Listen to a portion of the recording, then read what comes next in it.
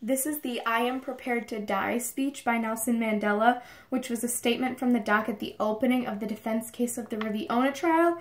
I have chosen the last portion to read for this.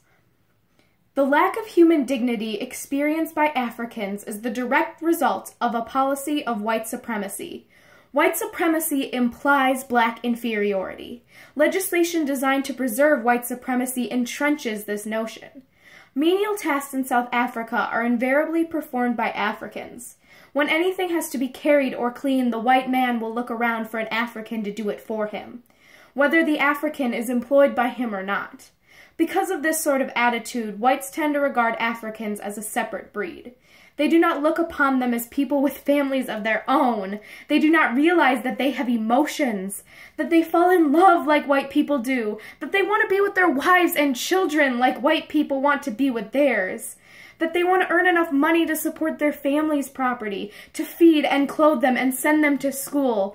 And what houseboy or garden boy or laborer can ever hope to do this? Pass laws, which the Africans are among the most hated bits of legislation in South Africa, render any African liable to police surveillance at any time. I doubt whether there is a single African male in South Africa who has not at some stage had a brush with the police over his pass. Hundreds and thousands of Africans are thrown into jail each year under the pass laws. Even worse than this is the fact that they pass laws that keep husbands and wives apart and lead the breakdown of family life. Poverty and the breakdown of the family life have secondary effects. Children wander about the streets of townships because they have no schools to go to, or no money to enable them to go to school, or no parents at home to see that they go to school, because both parents have to work to keep the family alive. This leads to the breakdown in moral standards, to an alarming rise in illegitimacy, and to growing violence which erupts not only politically, but everywhere. Life in the townships is dangerous. There is not a day that goes by without somebody being stabbed or assaulted. And violence is carried out of the townships in the white living areas. People are afraid to walk alone in the streets after dark. Housebreakings and robberies are increasing, despite the fact that the death sentence can now be imposed for such offenses. Death sentences cannot cure the festering sore. Africans want to be paid a living wage. Africans want to perform work which they are capable of doing, and not works which the government declares them to be capable. Africans want to be allowed to live where they obtain work, and not be endorsed out of an area because they were not born there. Africans want to be allowed to own land in places where they work, and not be obliged to live in rented houses which they can never call their own. Africans want to be a part of the general population and not be confined to their own ghettos. African men want to have their wives and children live with them where they work and not be forced into an unnatural existence in men's hostels. African women want their menfolk not to be left permanently widowed into the reserves. Africans want to be allowed out after 11 o'clock at night and not be confined to their rooms like little children.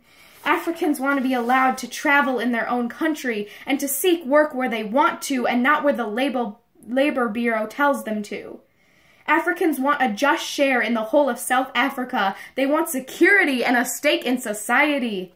Above all, we want equal political rights, because without them our disabilities will be permanent. I know this sounds revolutionary to the whites in this country, because the majority of voters will be Africans. But this makes the white men fear democracy. But this fear cannot be allowed to stand in the way of the only solution which will guarantee racial harmony and freedom for all. It is not true that the enfranchisement of all will result in racial domination. Political division based on color is entirely artificial, and when it disappears, so will the domination of one color group by another. The ANC has spent half a century fighting against racialism.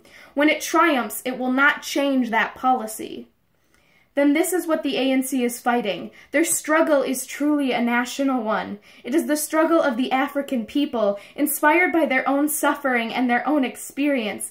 It is a struggle for the right to live. During my lifetime, I have dedicated myself to the struggle of the African people. I have fought against white domination, and I have fought against black domination.